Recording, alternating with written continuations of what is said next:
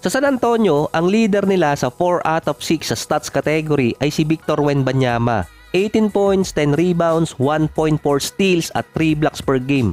Tabla si Wemby sa number 1 sa blocks per game sa buong NBA at pangwalo naman siya sa rebounds. Ngayon, nagkakaroon di umano ng drama sa San Antonio na yung mga fans sinasabi nagkakainggitan yung mga players at ayaw nila kay Wemby.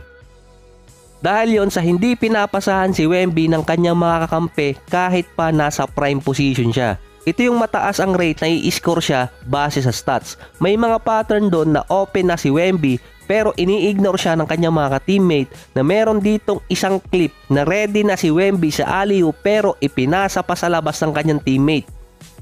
Hindi lang naman ngayon niya napansin ng mga fans since opening day pa ng season versus Dallas Mavericks. Sa isang clip pa makikitang nakataas na yung kamay ni Wemby, nasa unahan na rin siya, prime position pa yon at maaabot niya yung pasa kahit mataas. Biglang itinuloy yun ni Keldon Johnson.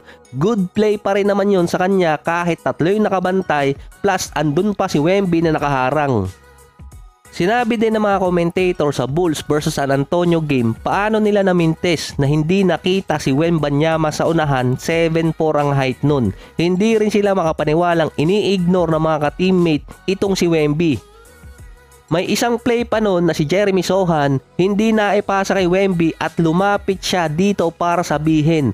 Base pa sa mga announcer sa game ng Bulls at Spurs, parang iniiwasan ni Sohan itong si Wembanyama.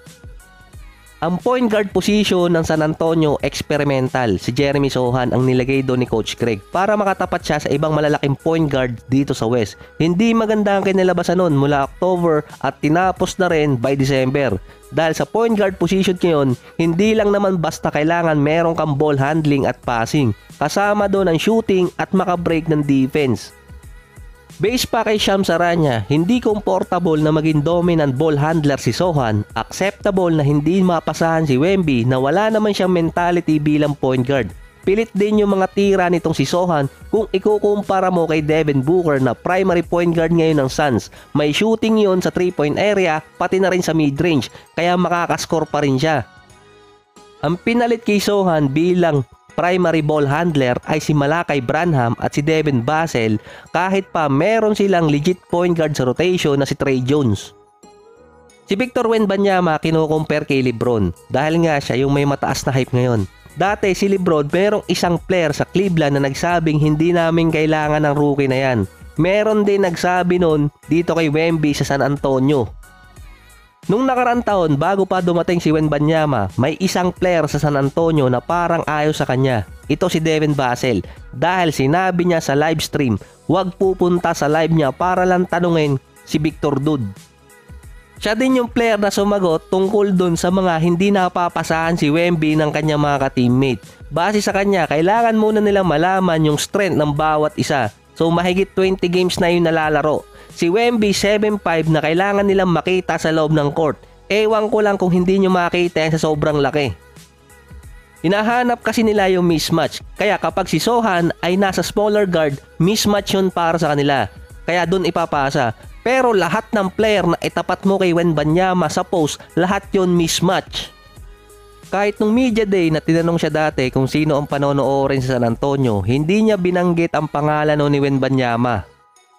Na mukhang nakatunog din naman siya sa interview na yon at binawi niya agad yung mga sinabi niya na masyado silang nagdi-dribble kesa ipasa kay Wemby at natatimingan na hindi na open on si Wembanyama.